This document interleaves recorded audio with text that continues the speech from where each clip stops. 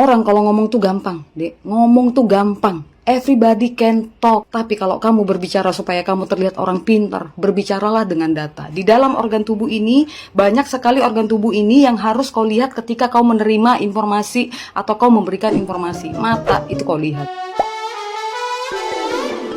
Hola netizen yang terhormat, Ketua Dewan Penasihat Persatuan Putra-Putri Angkatan Udara atau PPPAU Muara Karta Simatupang menanggapi potongan video Ketua BEM UI Melki Sedek Huang yang melontarkan kalimat ancaman kepada Presiden Jokowi. Menuju tahun-tahun terakhir Jokowi menjabat, Melki mempertanyakan apakah Jokowi mau turun dari jabatannya secara baik-baik atau berdarah-darah. Menurut Karta Simatupang, pernyataan Melki tersebut terbilang tidak patut disampaikan seorang Ketua BEM UI. Melki Sedek Huang seharusnya memahami mekanisme untuk menurunkan presiden di tengah jalan karena sudah diatur melalui undang-undang. Karta Simatupang menduga Melki Sedek Huang telah terprovokasi partai sebelah yang selalu berteriak people power. Karta Simatupang menyarankan Melki Sedek Huang agar fokus menyelesaikan kuliahnya untuk selanjutnya masuk legislatif atau melamar ASN. Karta Simatupang mengingatkan Melki Sedek Huang agar tidak merasa bangga menjadi Ketua BEM UI tanpa memikirkan masa depannya. Sebelumnya, Ketua BEM UI Melki Sedek Huang mengancam Presiden Jokowi untuk turun jabatan sebagai kepala negara dan kepala pemerintahan. Ketua BEM UI menawarkan dua cara kepada Presiden Jokowi, baik secara baik-baik atau dengan berdarah-darah. Nah, gimana nih menurut netizen, yang mana benar? Silahkan berkomentar ya. Tong. Pada tahun 98, usia ente berapa tahun sih? Udah lahir atau belum? Atau masih ingusan nih? Tahun 98, seluruh fakultas universitas seluruh di Indonesia mengadakan demo untuk menggulingkan pemerintahan Pak Soeharto. Lah, ente gaya-gayanya mau nurunin Pak Jokowi dengan berdarah-darah. Emang ente siapa, Tong? Kampus mana yang gak ikut demo pada saat tahun 98? Kampus ente loh, UI. Itu kampus pecundang kan, kampusnya oposisi, kampusnya cendana loh kayaknya sih itu. Lu tuh mahasiswa atau mahasiswa? Kalau ente Tong ngomong di depan gua, udah gua selentik. Tik tik tik. Gayamu aja, Tong, sok mahasiswa mahasewa kadrun. Udahlah Pak, udah banyak yang mengancam Bapak, termasuk people power. Sebaiknya mundurlah secara teratur, mundurlah secara terhormat, agar Indonesia ini terselamatkan. Apabila Bapak nanti nggak mundur, Indonesia dalam keadaan bahaya. Sehingga alasan Bapak untuk kepentingan nasional itu nggak masuk di akal, nggak masuk di akal. Bukan Bapak aja yang presiden sebelumnya, mereka mundur secara teratur kok, dan banyak lagi calon-calon presiden yang bisa mengatur Indonesia ini. Please, mohonnya Pak Jokowi, mundurlah dengan bagus. Ya, masih banyak orang lain yang bisa membuat Indonesia ini. Kalau ketakutan terbesar kami adalah mahasiswa meniru cara oposisi untuk mendapatkan kursi. Karena pada hakikatnya orang itu biasanya akan cuma mengingat dua orang, yang terbaik atau yang terburuk.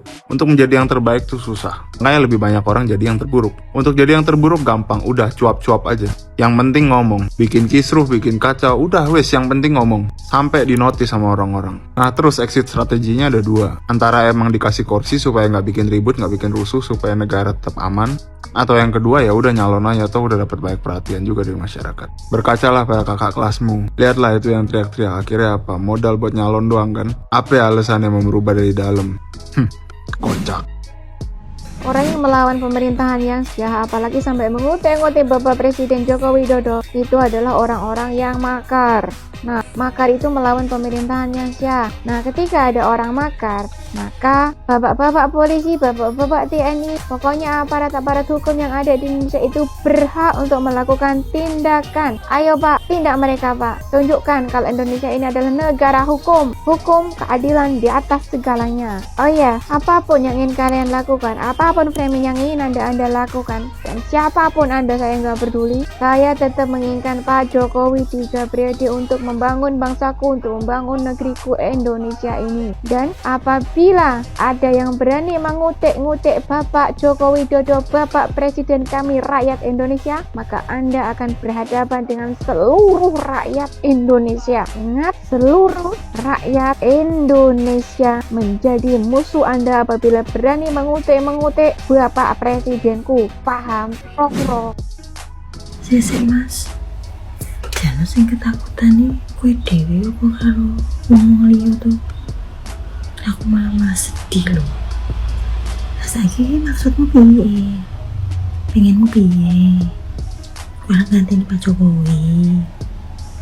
Iso, sanggup, ya wis. Aku tak wiyane Pak Jokowi, tak matur karo Pak Jokowi. Pak, iki lho, enten Mas Melki aja ngantos jenengan. Ajar-ajar setahun sik mboten napa-napa, mbok menawi saged. Ngono ya. Siap tuh. Tenan lho, tak akhir lho. Janji kudu iso kaya Pak Jokowi lho ya. Melki Sedeng sama siapa? Ketua BEM UI ya. Nih tempat tinggal saya seperti ini ya. Tempat tinggal saya jauh dari layak ya, jauh dari layak. Tapi saya tetap cinta presiden saya, Insinyur Joko Widodo. Anda bilang turun baik-baik atau berdarah-darah? Ya, saya paling di depan ngadepin sampean, sampai berdarah-darah, sampai titik darah pendengar besar. Kurang apa? Kurang apa presiden kita? Beliau nggak mengenal lelah. Seharusnya yang Anda dukung RUU perampasan aset kemarin. Turun, kemana Anda? Nggak ada nasi bungkus, nggak ada nasi kotak, nggak ada bayaran dari Bohir.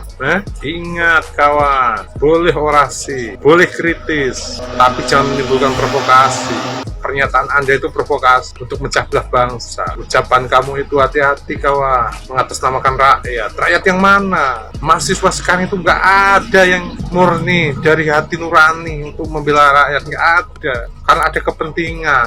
Ujung-ujungnya nanti kamu nyalek, ya. Jadi ingat, apapun nanti yang terjadi setelah ini, setelah pernyataan kamu terhadap Presiden Joko Widodo, kemanapun akan kucari kamu. Sedikit pun nggak punya aku rasa takut menghadapi kamu. 10 kayak kamu, saya lawan. Nggak senang, Sherlock, DM, ketemuan. Oke?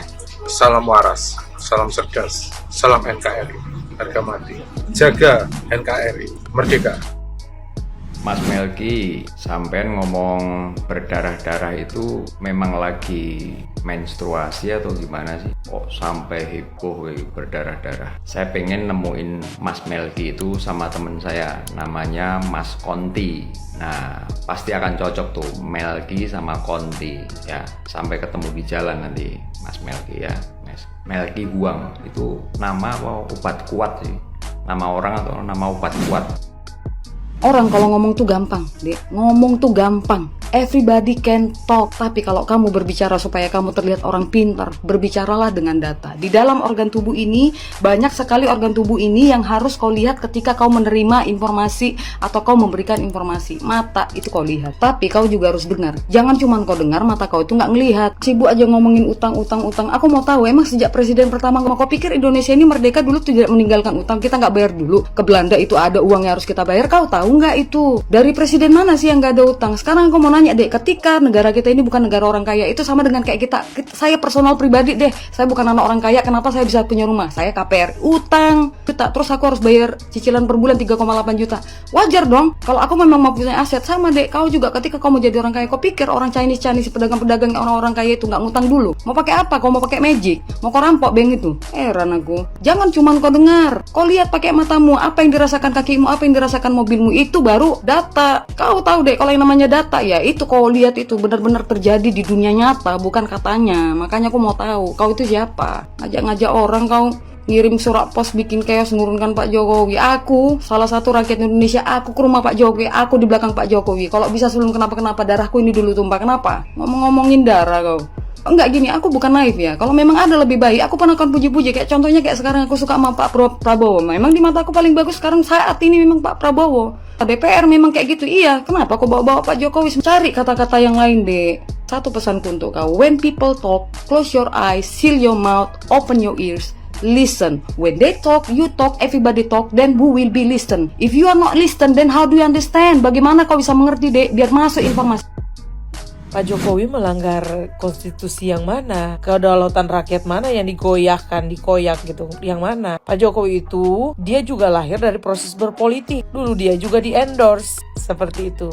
Jadi siklus itu terus ada. Sekalipun masuk dalam pemilihan umum, terserah rakyat mau pilih yang mana. Kalau dia ngendorse seseorang, yaitu merepresentasikan dia, merepresentasikan tugas-tugas dan pekerjaan-pekerjaan dia, kerja kerasnya dia, bagaimana integritasnya dia nanti gitu. Justru kalau dari secara teori kepemimpinan, Jokowi itu sudah mempersiapkan penggantinya. Justru itu bagus. Coba baca teori kepemimpinan seperti itu. Justru kalau Pak Jokowi terlihat acuh dan tidak mengendorse seseorang, itu gagal. Indonesia dalam bahaya. Pemimpinnya kualifikasinya itu ngambang gitu. Itu yang harus ditakutkan. Tapi kita tuh tidak begitu, dan menurut saya Anda gagal paham dalam memahami ini, dalam memahami situasi ini. Ya namanya ada di dalam satu di satu proses berpolitik, dia bersama dengan calon pemimpin yang di-endorse-nya dia itu satu partai, ya sah-sah saja, nggak ada masalah seperti itu. Rakyat perlu tahu itu. Kalau masalah rakyat mau pilih yang mana, ya Pak Prabowo